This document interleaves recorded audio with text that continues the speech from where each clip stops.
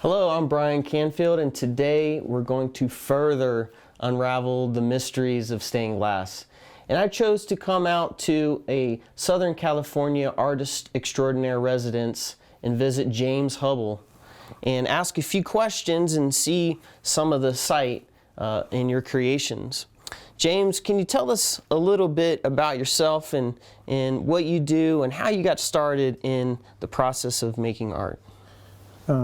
Started mainly, I used to be crazy about horses, and I couldn't get enough pictures, so I started painting other things.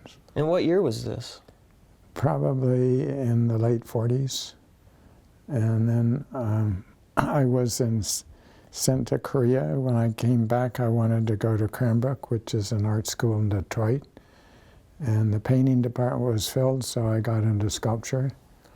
In between then, I had spent some time hitchhiking in Europe, and I did go to Notre Dame, the cathedral in Paris, and it was there that I first got interested in glass. It wasn't so much the windows, but was the light falling from the windows that came through, and I think that's still one of the main things that fascinates me about glass. It's one of the mysteries for sure. And when did you get exposed to the actual making and designing of stained glass? At that point, this would be the early 50s, there wasn't any schools. There had been one sort of small book prototype. What I used to do was hitchhike around and visit studios. You know, like there was a very interesting studio in St. Louis, the Fry Studio, where they had about 5 or 6 artists, and they would work with the glass people. And then probably in the middle 50s, I spent about a year hitchhiking in Europe, and particularly was interested in the cathedrals, but also in what was going on in the glass world. The Germans' glass was mostly made in studios, and it was really some very, very nice things, fairly big. If I'm not mistaken, during that time, the Germans were emphasizing more of the color and painting with the light and the color of glass rather than applying, a lot of the traditional pigments that you would find in Europe in the painting. True. And I noticed your style in particular, you're very much into the color and, the movement and the light. And the line. And the line. And the light. In France, what's interesting is they had a priest who had become head of the art program for the country. And he was able to hire people like Leger and Chagall to do windows for some of the churches. So it was quite different. And at that time, one of the things that was a big, big influence was the chapel Matisse did. Right. And I went to an early morning mass when just the priest and the nuns in their black and white were there, and the sun came up during the mass, and again it was the light that was so influential. The other thing, which in England, most of the interesting things were being done in the schools, I see. the universities. And they were using a lot of experimentally. They were still using pigments and the whole thing. But their windows were really more like paintings. Right. They were fairly complex and not usually so big. So that was your beginning, and then where and when did you get started in building actual structures and incorporating, not only stained glass but so many different elements like metal and mosaics, and when did that come about? Well, when I married Ann, we wanted to build our own home, so I got into architecture. Okay. And I think the thing is, being trained mainly as a painter and a sculptor, I really thought of the buildings as a piece of art. And I also have never understood how we separate things like the spiritual and the physical. It doesn't make sense to me. So once you think that, then mixing materials seems very natural. You know, stone and glass, and they just are all friends, so you can, they're all part of your palette. And I noticed in your installations in the buildings, it seems like your designs flow all the way from the very first step that you take in the exterior, through the door, through the floors, into the walls, through the windows, and in the mantles.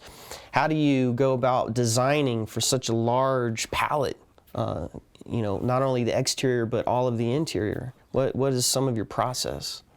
Well, it usually starts with a doodle. You get a feeling about the job. And what you're kind of looking for is the seed that contains the building. And it would like you had found the seed that was for corn or person. Within the seed, everything's there. The eyebrows, you know, the nose.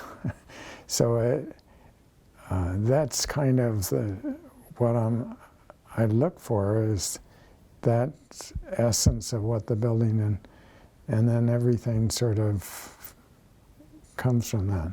Falls into place naturally, I see.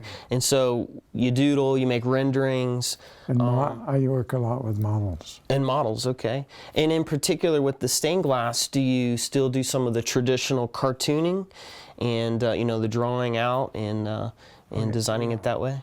Yeah, the other thing I try not to do, if, you know, depending on the job, like if you have a whole 5 carpenters, you can't improvise as much. But I like to have a conversation going on with what I'm doing. And so even though I might do a cartoon and then I'll do all of the larger drawings, I like to be able to change things.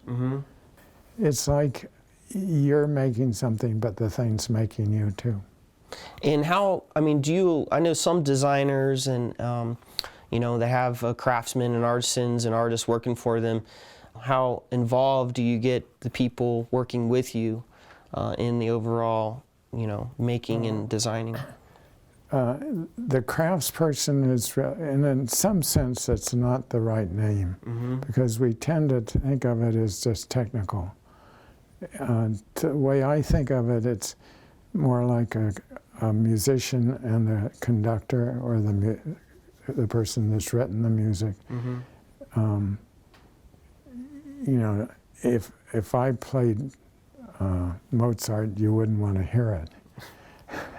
So, like in the windows, there's choices like, how is the grain of the glass going? What's the value change? How do you work that? How does a lead joint come into the next lead joint? There's myriads of really little things. It's like what the person building it, that's the important part. You can design something if the putting it together isn't done with some sense, it's all lost. Just like in music, it would be lost. I see.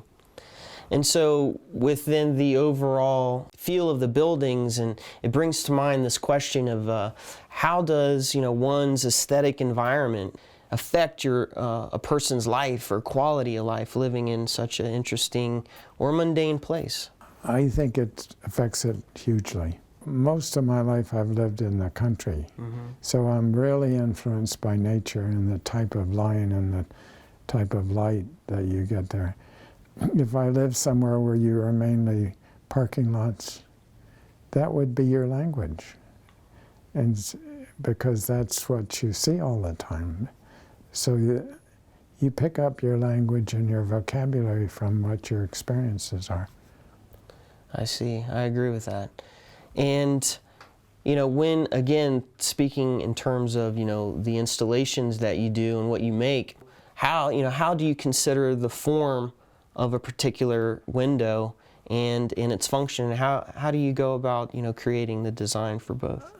I think, like one thing you can do a window that is on its own, it's separate.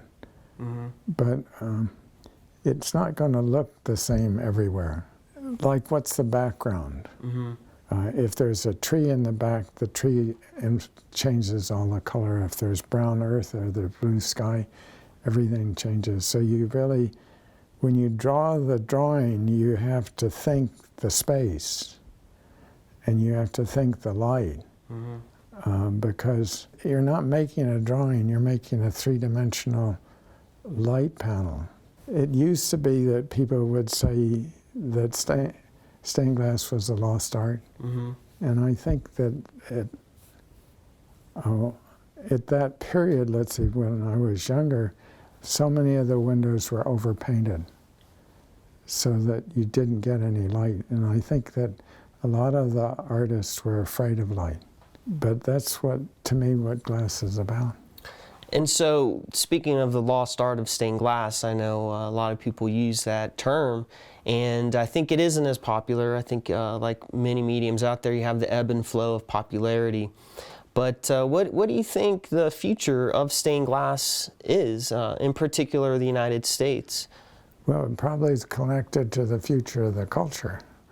And it is true that things come and go, but like in the 60s, there was a lot of interest in glass, a lot of interesting stuff going on. And that sort of died. In the last 20 or 25 years, we've been very cautious as a culture. And in a sense, like if you think about the glass box houses we do, mm-hmm. They're almost done as if you did, there's like wallpaper. There's no shadows. But a Gothic cathedral is half shadows. So the Gothics were happy with mystery. We haven't been. I think because of the overemphasis on control, we're going to go into a romantic period. Oh, that would be great. And let loose of that control. And glass is a very mysterious, very it's like water or shadows or light. So I have a hunch that glass is going to come back as to be one of the major elements that's used in our culture. I really hope that that's true.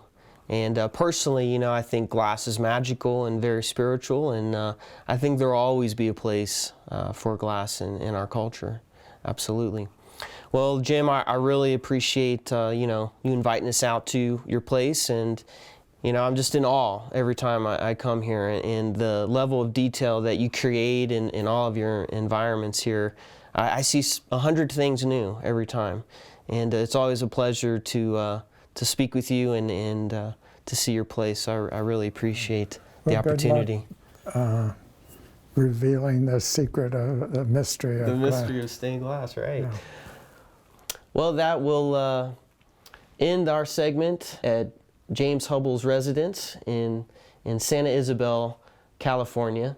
And I hope that you can come out and visit. He does have it open sometimes in Father's Day, right? Yeah. To the public. And I hope you continue with stained glass and keep it alive in the future. Thank you.